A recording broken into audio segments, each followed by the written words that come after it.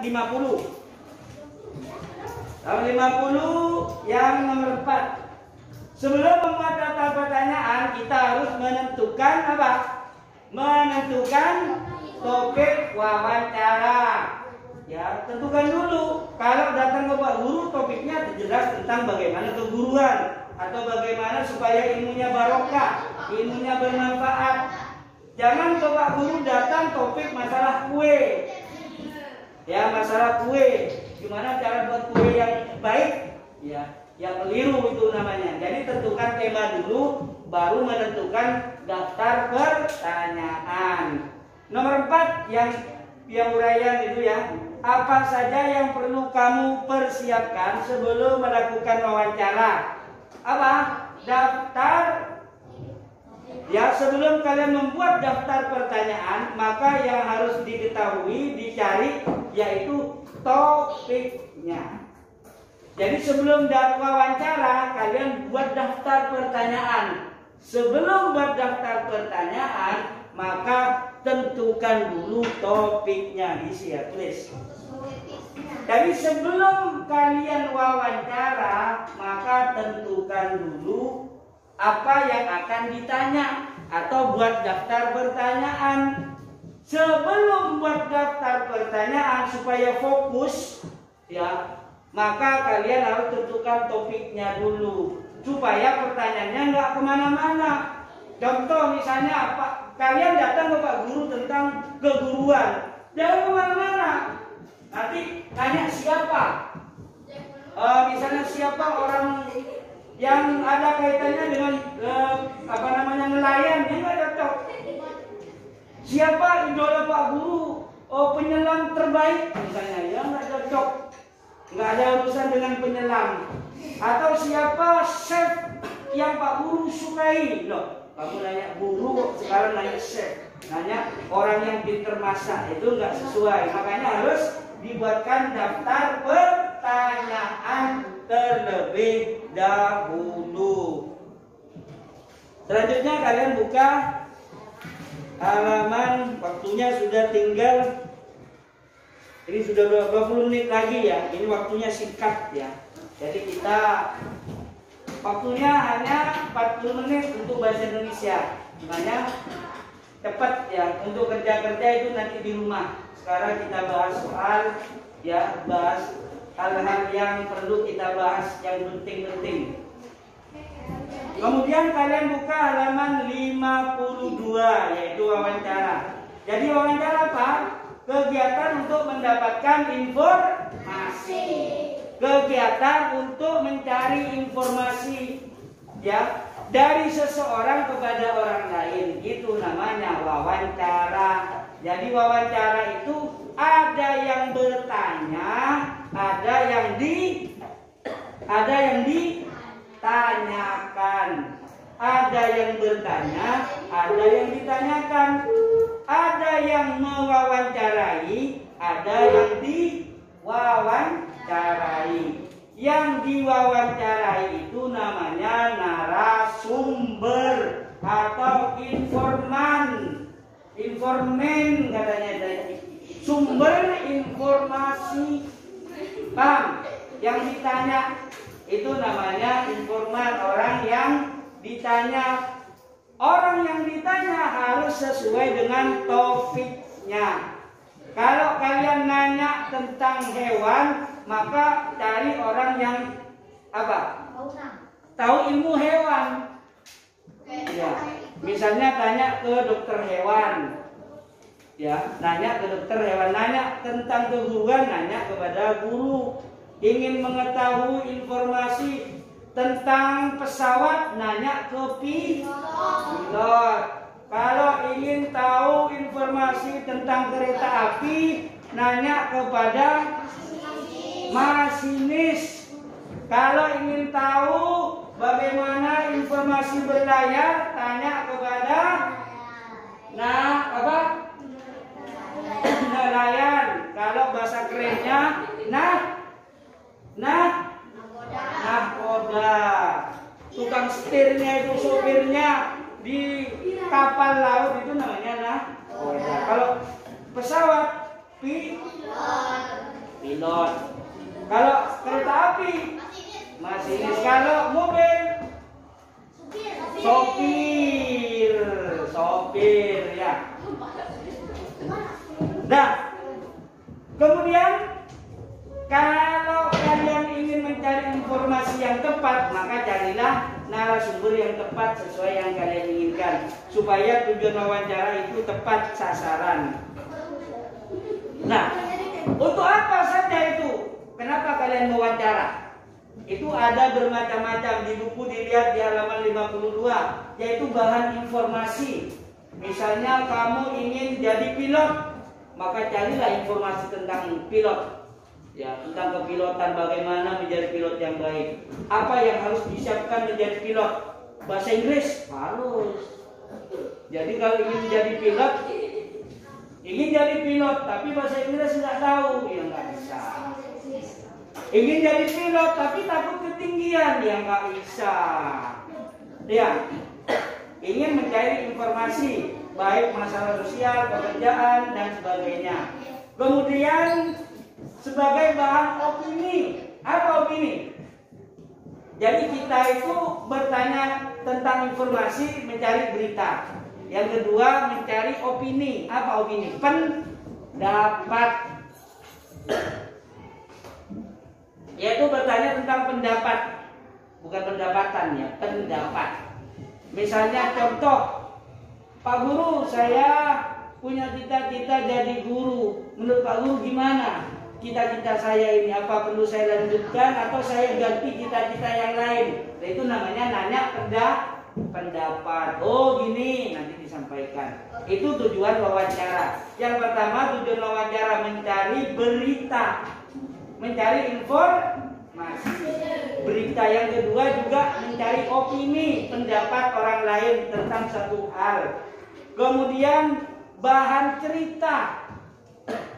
Seperti misalnya kamu nonton film, ya di situ nanti kalian disuruh menyimpulkan, atau nanti kamu diminta oleh orang lain bagaimana pengalaman kamu dalam hidup, misalnya ketika belajar. Di situ diceritakan, akan dibuatkan sketsa film atau video atau cerita, cerpen dan sebagainya.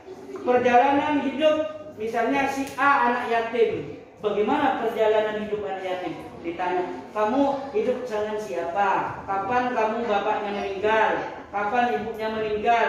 Setelah bapak ibu meninggal, kamu hidup dengan siapa? Nah, itu namanya, itu kalau mau dibuatkan apa? Sebuah film atau cerita, namanya dibuat sastra, karya sastra. Bisa dibuat cerpen, kisah anak yatim misalnya.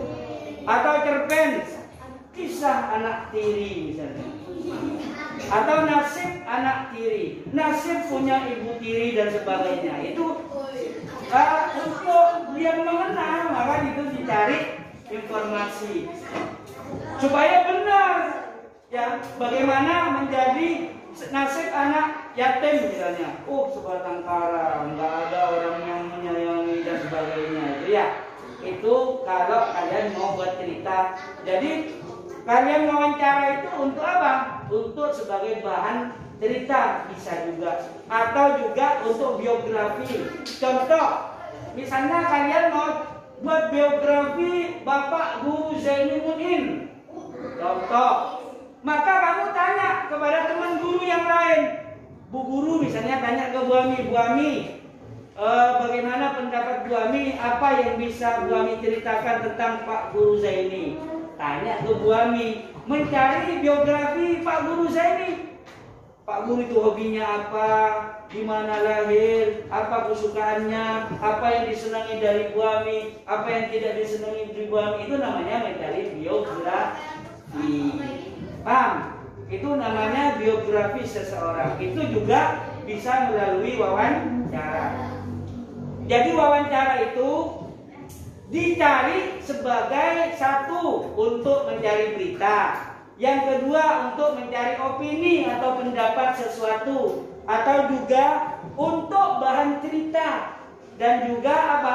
Untuk biografi, mencari sesuatu yang dimiliki oleh orang lain. Misalnya kamu datang ke Pak Guru katanya orang yang disenangi, orang yang dijadikan idola itu Ki Hajar Dewantara. Apa sih sosok Ki Hajar Dewantara itu? Nanti Pak Guru jelaskan, Ki Hajar Dewantara itu begini ya. Apa yang dia sukai dari beliau, sehingga apa motivasi saya ketika senang dengan melihat beliau itu, kita memotivasi bagaimana menjadi seorang pelajar yang baik. Itu namanya mencari biografi. Coba kalian lihat di bawahnya macam-macam wawancara, ya, jenis-jenisnya.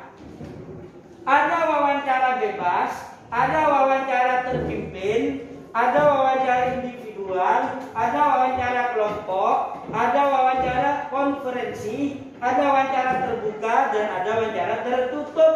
Ini memiliki ciri-ciri sendiri. Contoh wawancara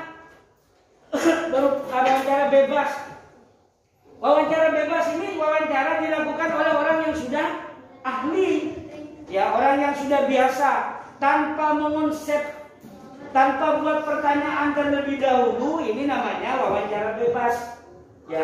Kemudian wawancara terpimpin. Nah, wawancara terpimpin ini wawancara yang sudah menyiapkan konsep sebelumnya, ya, dibuatkan konsep sebelumnya. Pertanyaannya apa, di mana, kapan, mengapa, ya, bagaimana, itu dibuat terlebih dahulu. Ini namanya wawancara terstruktur. Kalau bebas itu namanya tidak terstruktur. Kemudian yang ketiga, wawancara individual. Misalnya wawancara individual seperti Naila tadi nanya alamat kepada siapa namanya? Gilang. Ini namanya wawancara individu. Naila sendiri dan Gilang sendiri, itu namanya wawancara terpimpin. Wawancara individual. Kemudian nomor 4, wawancara kelompok. Contoh misalnya kelompok bangku ini berapa orang? 4 orang. Nanya ke kelompok bangku ini yang jumlahnya 3 orang. Ini namanya wawancara kelompok. Ini nanya ke ini, nanya ke ini, nanya ke itu, ini nanya ke ini. Ini namanya wawancara kelompok. Jadi bebas mau tanya ke ini. Jadi tidak satu-satu, lebih dari 1, 2, atau 3, 4 orang nanya kepada sahabat kelompoknya. Kemudian wawancara konferensi. Ini wawancara dari seseorang kepada kelompok atau kelompok kepada seseorang. Ya, itu namanya wawancara konferensi. Ada wawancara terbuka, ya. Wawancara terbuka yaitu wawancara berdasarkan pertanyaan yang terbatas jawabannya. Jawabannya itu terbatas, ya. Nama yang terbatas itu beda dengan wawancara tertutup. Wawancara tertutup pertanyaannya itu bebas kemana-mana, ya. Coba misalnya ditanya, wawancara tertutup pertanyaannya, kamu kalau nggak makan, ya, bagaimana keadaan kamu kalau nggak makan? Pasti jawabannya lapar. Itu namanya tertutup. Ya, nggak ada orang yang nanya, bagaimana keadaan perutmu kalau kamu nggak makan? Pasti jawabannya lapar. Pasti jawabannya keroncongan. Kenapa? Karena manusia butuh makan. Itu namanya yang disebut wawancara tertutup. Kalau wawancara terbatas, jawabannya itu panjang, jawabannya luas. Apa kiat-kiat kamu supaya mendapatkan bintang kelas? 1, belajar yang rajin. 2, patuh kepada perintah orang tua dan guru. Yang ketiga, rajin berdoa, rajin mengerjakan tugas. Banyak. Ini namanya wawancara terbuka.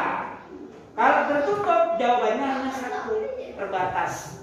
Ya, nanti kalian kerjakan di rumah, halaman 53.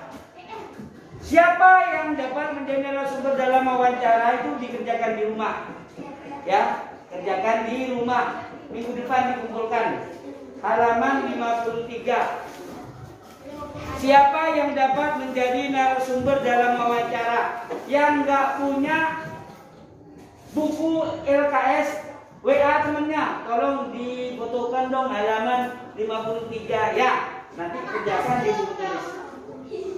Yang atas, yang bawah kita bahas. yang bawah halaman 53.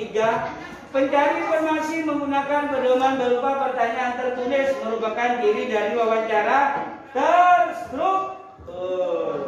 Nomor 4, wawancara yang pertanyaannya hanya berpedoman pada garis-garis besar masalah disebut wawancara apa? Tidak terstruktur. Kemudian halaman 54. Apa tujuan seseorang melakukan wawancara? Apa tujuannya? Apa tujuan seseorang melakukan wawancara? Untuk kegiatan mencari informasi melalui narasumber. Mencari informasi. Apa lagi? Untuk bahan cerita, tulis dulu. Mencari informasi. Tulis. Yang kedua itu ada di halaman 52 ya. Sebagai bahan informasi. Jawabannya ada di halaman 52 ya. Ada. Informasi, terus apa lagi? Bahan opini ada. Lihat. 52 lihat. Nih. Halaman 52 ada kan? Informasi, opini, kemudian apa lagi? Apa bahan cerita? Apa lagi? Bahan biografi. Nomor 5, apa yang dimaksud dengan wawancara bebas? Wawancara bebas, wawancara yang tidak ditentukan sebelumnya. Ya, tidak buat daftar pertanyaan sebelumnya. Tidak menyiapkan topik sebelumnya. Ya, jadi wawancaranya dadakan. Misalnya contoh, suatu ketika kamu ketemu dengan yang namanya siapa yang jadi bintang film yang Andin itu? Ya, itu ketemu. Kok ketemu ini orang yang jadi Andin ya? Langsung itu wawancara. Itu ini nah wawancara. Di mana dan bagian apa hobinya? Dan ini namanya wawancara apa tidak terstruktur. Ketemu langsung tanya, itu tidak terstruktur. Kalau terstruktur itu sudah dibuat, ya dibuat duluan. Ya, itu namanya terstruktur. Kalau tidak terstruktur itu langsung